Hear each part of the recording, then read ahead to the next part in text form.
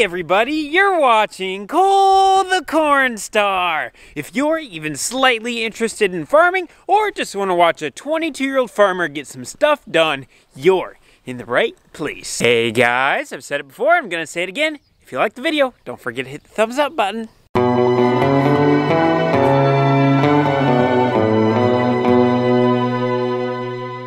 The first thing we need to do this morning is plug in this semi. They're talking up to 6 inches of snow at the end of this week, and the big machine shed just so happens to not have any corn in it anymore, meaning this semi can go in there. All right, let's find a cord for this. The extension cord. Oh, well, how'd you get there? We'll take it. Attaboy gravel truck. Gonna put some gravel down. Look at all the room back here. Got all kinds of space. We even have room for the 9370 minivan. Okay, I think the John Deere is warmed up enough now. We are gonna pull this out of here, take it a few miles down the road to the main heated shop. Then we're gonna blow up the radiator, power wash the grain cart, power wash the tractor, get the grain cart back in here, and we'll put it away in storage. And then after we get that done, we'll see what we wanna do. After a super long drive at 14 miles an hour, we made it to the main heated shop. Brr, it's cold out there. So when I woke up this morning, I just had this wonderful idea, thinking it'd be so awesome if I power washed today, not thinking that it would only be 12 degrees out. I just want to take a second to admire how clean it is in here. Just ignore that right there, but the rest looks pretty good. So before we start power washing the grain cart, we got a few things we got to do. First thing being, inside the grain cart here, we got some corn stuck in the corners. I'm gonna have to pull it out there into that grass, climb in here, clean all that out. Secondly, we got snow coming at the end of the week. It'll burr, it's cold. I'm gonna get behind the wind block here. Ah, it's better right here. Secondly, at the end of the week in the forecast, we got snow coming. And after that, it's supposed to be pretty frigid. So I want to have a lot of projects already in the shop in the nice warm and dry. So that way when the weather gets bad, I can be working on stuff. So the red semi needs to be in there, and the Freightliner, which is on the other side of the camper, needs to be in there, and the trailer on the Freightliner needs to be in there. But the white Volvo and this trailer can go to the big machine shed. This trailer can go to the big machine shed, but this trailer needs to be greased. That trailer needs to be greased. The white Volvo needs to be greased, but I need to grease this trailer before I power wash this, because the water that runs off this just trickles right down underneath that trailer, and I have to get under that trailer to grease. There's no time like the present, so I'm gonna put some warmer clothes on and we're gonna get started. Ah, I'm so smart working on cold days. Right now, I wish the old Oliver tractor had a cab on it with a heater. It's about 14 degrees, which isn't really that bad, but when you get up in the morning and you leave your warm bed to go load up beans, and you got to take the tractor from the machine shed to hook it up to the auger, it's cold. Ronnie is on his way out. We're gonna take some beans into the processor, and that's roughly an hour and a half drive away. I think Cole's girlfriend is going to show up in a little bit, and it sounds like she's going to help me today. She kind of wants to learn what's going on out here in the farm and stuff, so we think it's fantastic. We love working with her. She is a great gal. Let's get this thing hooked up to the PTO shaft back here from the auger, and we'll get her hooked up and we'll get some beans rolling. Well, we got some beans filling up and running now, so in about 20 minutes he should be full. Where we're filling out, I'm not pushing the auger too fast. There was a little bit of frost and stuff on the belts this morning, and I've learned too many times I force it too quick and then I burn the belts off and it takes me longer. So I'm just running her a little bit easy right now. I'm letting Neva do all the work, but it's hard work doing the camera. You gotta have a steady hand.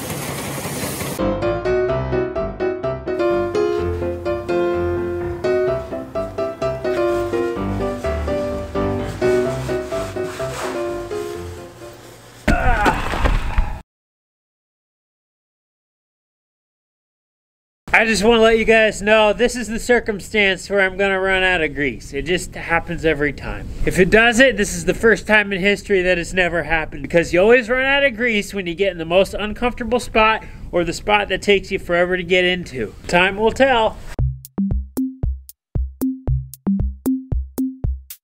My eyes are peeing right now.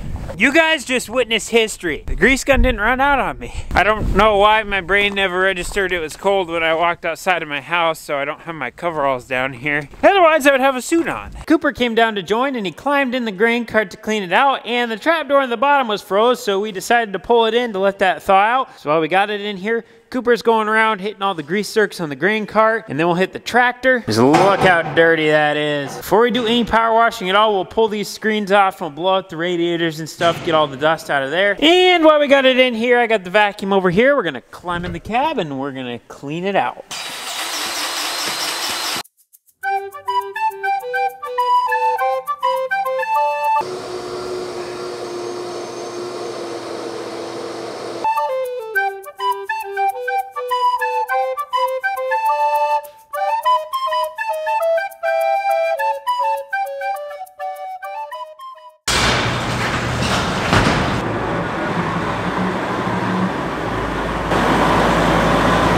It's a tight fit, but it fits. Later today, when I pull the Freightliner in, I'm gonna rearrange these two tractors and the combine around, and we're gonna make it fit a lot better. Because right now, I got about that much room at the back before it hits the door. Which is fine, because we can get the door shut, but the only issue is you can't walk behind the semi now, you have to crawl under.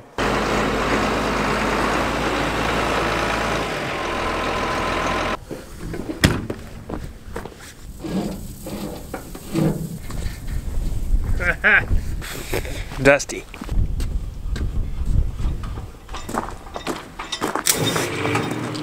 We are ready for the absolute best part. I got my rubber gloves over top of my work gloves. Don't ask me how I squeezed my hand in these because it took a little while. Got the 0 degree tip on the power washer. We're gonna blast out under there, get all that hard stuff out. Then we'll crawl inside, we'll clean out all the little corners and stuff, then we'll power wash the inside, then we'll work our way from the top down.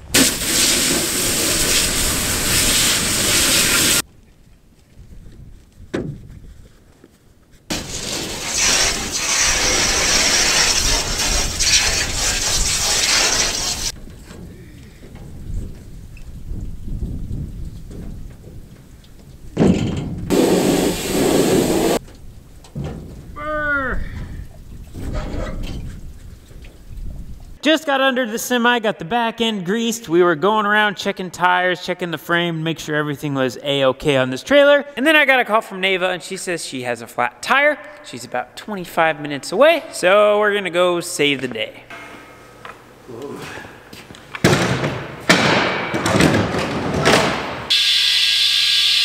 Well, there we have it. She's not off the bead, so I'm gonna see if we can put some air in it, and if it'll fill up, there's a tire shop that way. We survived Neva's little flat tire experience. Dad got the semi unhooked in the meantime. So what I'm gonna do is back this over there, and then I'm gonna power wash all this stuff up. That way it's nice and clean when we're working on it. I think that's the airbag right there that's bad. And as far as I know, that's all that needs to be fixed on this semi. Oh yeah, grease. Can't forget about grease. Wonder who did that. We also had to bring the grain cart inside because when I was power washing it outside, in 22-degree weather, it tends to just freeze. So I got all the main stuff off out there, and then we'll get the fine stuff in here. We'll let it drip dry, and then we'll bring it over to the big machine shed tomorrow.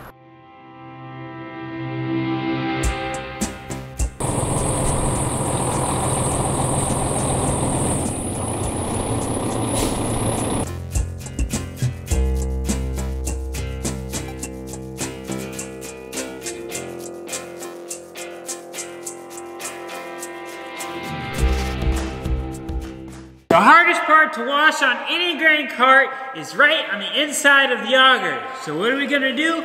We're gonna wash it first.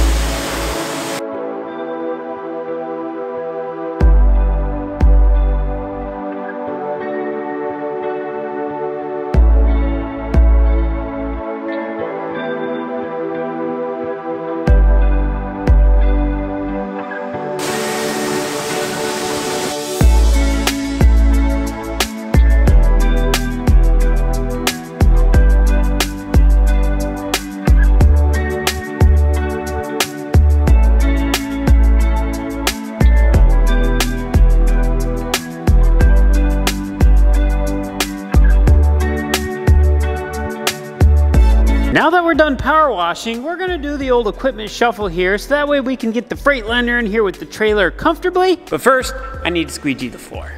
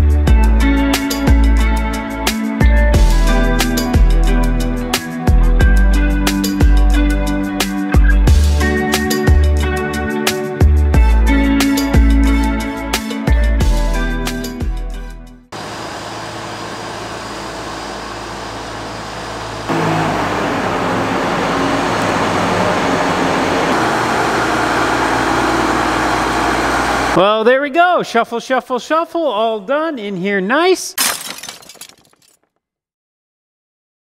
The phone's got about 10% battery left, so we got the new airbag on. That went on no issue. We found the leak under the cab. That looks like that could be a can of worms. I got the entire front end greased. Cooper took the alternator belt off because that was bad. We need to get a replacement for that. We found 2 tires that are pretty so-so on the back here. And then once this stops dripping, I'll be able to grease the back end. And then hopefully we can figure out this airline situation under the cab, get that put back together, get the wheels on, and then this will be ready to go to the big machine shed, and it'll be ready for next harvest.